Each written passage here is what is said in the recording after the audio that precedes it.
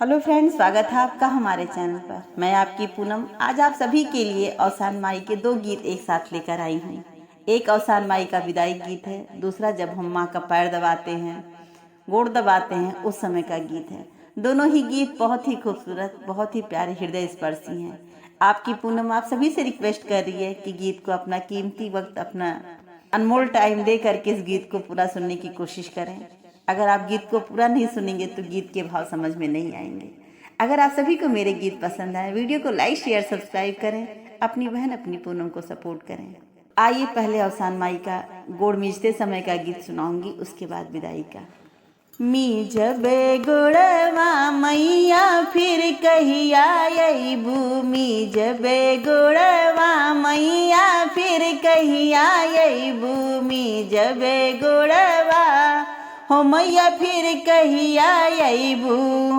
दिन दिन रानी तोरी मंगिया जोड़ई है, दिन दिन रानी तोरी मंगिया जोड़ई है, दिन दिन रानी तोरी मंगिया जोड़ई है। करबू पूजवा रानी फिर हम अइबे, करबू पूजवा हो रानी फिर हम अइबे, करबू पूजवा रानी फिर हम अइबे।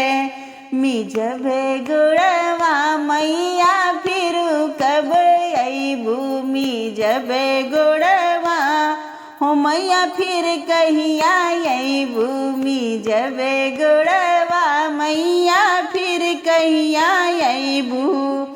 दिन दिन रानी तोरे ललना जोड़ई है, दिन दिन रानी तोरे ललना जोड़ई है, ललना जुड़ई है हो ललना जोड़ई है। करबू पूजवा रानी फिर हम अइबे, करबू पूजवा रानी फिर हम अइबे। मिजबे गोड़वा मैया फिर कब अइबू, मिजबे गोड़वा मैया फिर कब अइबू। बिटिया तोहरी ससुर जुड़ई है, बिटिया तोहरी ससुर जुड़ई है, ससुर जुड़ई है हो ससुर जुड़ई है। करबू पूजवा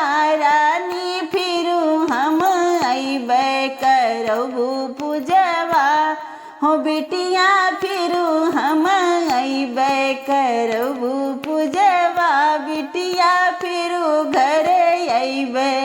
मिजबे गोड़वा रानी फिर कब अइबू, मिजबे गोड़वा हो माई फिर कब अइबू। 14 सुहागिन मिली गोड़वा दबई है, 14 सुहागिन मिली गोड़वा दबई है, गोड़वा दबई है हो गोड़वा दबई है। सुनबू पचरा हो सुनबू पचरा, बिटिया तब घर अइबे, सुनबू पचरा रनिया फिर हम अइबे, सुनबू पचरा रनिया फिर हम अइबे। मिजबे गोड़वा मैया फिर कब अइबू, मिजबे गोड़वा मैया फिर कब अइबू, मिजबे गोड़वा मैया फिर कब अइबू। और जब गोड़ दबाने के बाद माता रानी को हम लोग विदा करते हैं, औसान माई को, उस समय विदाई गीत गाते हैं। बहुत ही खूबसूरत, दिल को छू जाने वाले भाव हैं, आप सभी सुनिए। पूनम अपनी औसान मैया से क्या कहती है। ए माई बेटिया के अपने विदाई दई दना, माई बेटिया के अपने विदाई दई दना, विदाई दई दना हो विदाई दई दना। माई बेटिया के अपने विदाई दई दना, माई बेटिया के अपने विदाई हे मैया गोड़वा धोवई के भौजाई दई दना माई गोड़वा धोवई के भौजाई दई दना माई गोड़वा धोवई के भौजाई दई दना मैया बिटिया के अपने विदाई दई दना माई बिटिया के अपने विदाई दई दना ससुरा दई दना और कमाई दई दना माई ससुरा दई दना और कमाई दई दना माई ससुरा दई दना हो कमाई दई दना माई लाल ना खेलन के आंगे नैया दई दना माई लाल ना खेलन के आंगे नैया दई दना हे माई बिटिया के अपने विदाई दई दना मैया बिटिया के अपने विदाई दई दना रोजी दई दना मैया रोटी दई दना रोजी दई दना मैया रोटी दई दना मैया याउरो कमाई दूने दून दई दना मैया याउरो कमाई दीन दून दई दना मैया साइया के कुल हरवैया दई दना मैया साइया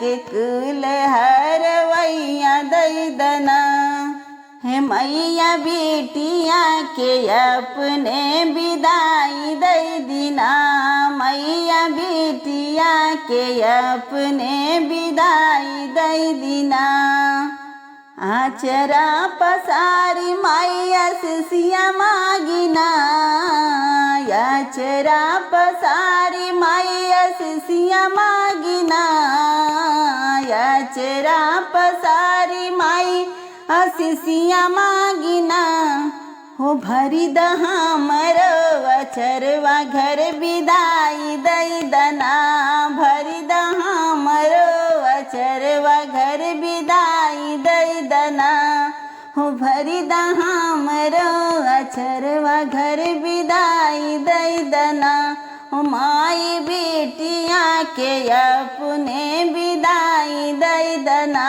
माई बिटिया के अपने विदाई दई दना विदाई दई दना हो विदाई दई दना माई बिटिया के अपने विदाई दई दना हो देवरा दई दना माई नदिया दई दना देवरा दई दना माई नदिया दई दना देवरा दई दना हो माई नदिया दई दना माई गो हे माई तनवा मरन के मुहे ससुइया दई दना माई तनवा मरन के मुहे ससुइया दई दना माई झगड़ा करन के मुहे जेठनिया दई दना हे मैया बिटिया